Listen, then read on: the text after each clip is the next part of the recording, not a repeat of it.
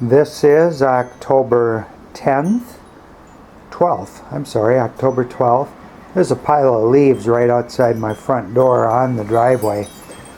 We are in storm number 2 of the season already. I don't know if you can actually see the snowfall itself, but it's there. There's our tomato plants. Normally we'd still be able to eat tomatoes.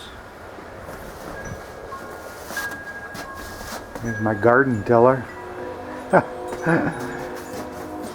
Even under the carport, this is what our car looks like under the carport, covered in snow.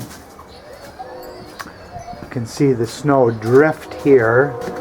It's about the same, about halfway up the wheels on the Toyota here.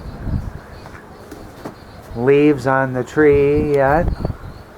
Now the trees across the street are already bare, but most of the trees in the neighborhood still have leaves on them, including the big trees. A very dangerous situation.